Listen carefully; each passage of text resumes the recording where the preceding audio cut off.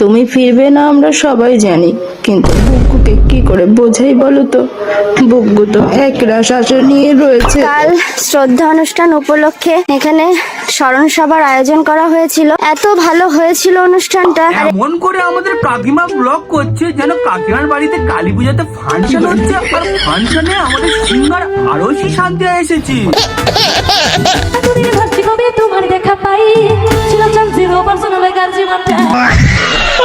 Action. তুমি ফিরবে না আমরা সবাই জানি, কিন্তু বুগ্গুকে কি করে বোঝাই বলো তো? বুগ্গু তো একরাশ আশা নিয়ে রয়েছে ওর ঠাম্মা ফিরে আসবে। এদিকে ঠাকমার আত্মার শান্তির জন্য কান্না করছে, আবার ঠাকমার ছাদে গান্ডে পিন্ডে গিলছে আর বলছে অ্যাকশন। মানে কেউ থাকতে পারলাম না, কিন্তু শেষ নিঃশ্বাস শেষ জলটুকু তুমি দিয়েছো। ও ঠাকমা গো, তুমি কেন মরে গেলে গো? তোমার বৌমা ভিউজ কামাচ্ছে গো, আমার লোভ লাগছে গো।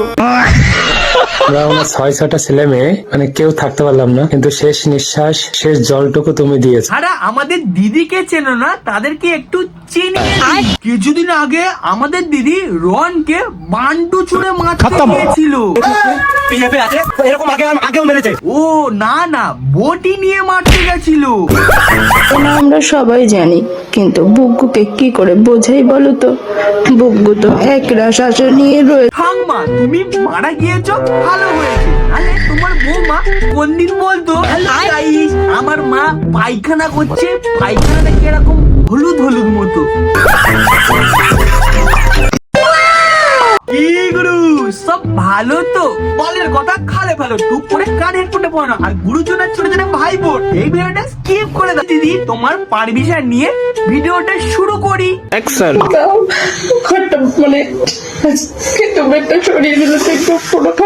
আমাদের দিদি এদিকে কান্না করছে, কিন্তু সংসার চালানোর জন্য বানিয়ে নিয়েছে। তোমরা দিদিকে খারাপ ভেবো না, দিদির বর রুশকে চাকরি পেয়েছিল, আর ওই চাকরির কোনো গ্যারান্টি ছিল না।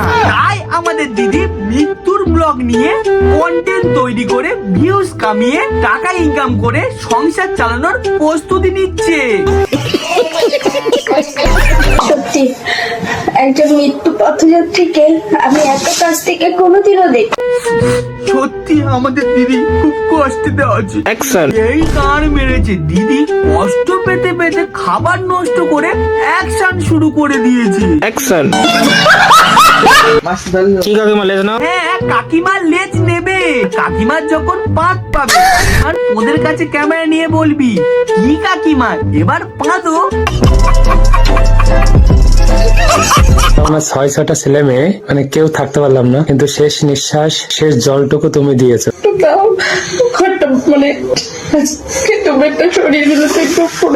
এদিকে আমাদের দিদির মা মরে গিয়েছে, কিন্তু আমাদের দিদিকে কমেন্ট করেছে দিদি ভাই পিটি রন কি আর একসাথে হবে না?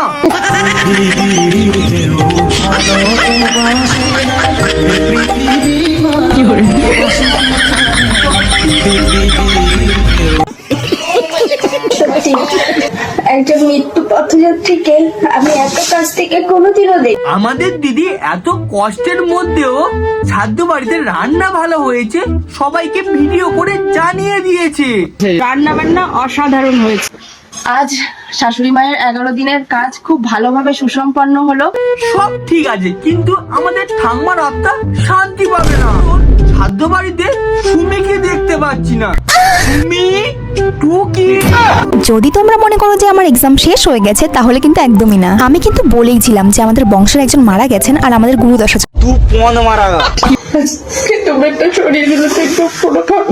দিদি তুমি কান্না করো না, সুমি আসেনি তা কি হয়েছে, সুমিকে তুমি বলে দাও। রান্না বান্না অসাধারণ হয়েছে। তাহলে দিদি তোমার মা ছাদে তুমি তাহলে রান্না পিন্ডে খাচ্ছ?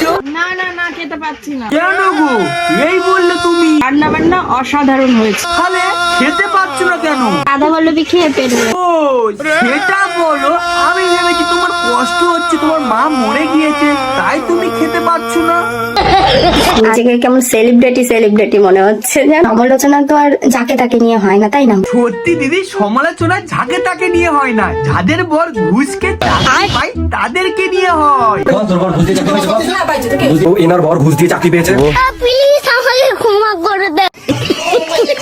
আগে সময়ের বড্ড অভাব ছিল, আর এখন দেখো সময় কাটছেই না। কারণ আগে ছোট ফোনে সাপ গেম খেলতে খেলতে টাইম চলে যেত, এখন পায়খানা চেপে মরা বাড়ির ব্লগ দেখতে হচ্ছে।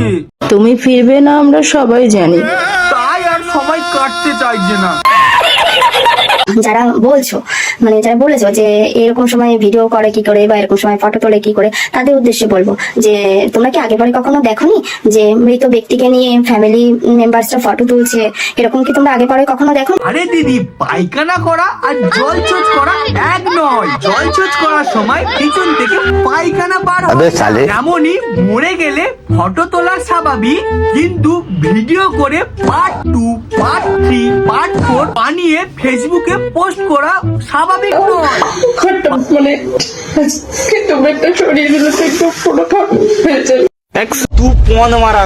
ভিডিওটা এই অবধি সমাপ্ত। ভিডিওটা ভালো লাগলে এবং লাইক এবং সাবস্ক্রাইব করতে ভুলবে না। আর বন্ধুদের শেয়ার করে দাও। কি হলো, শেয়ার করেছো?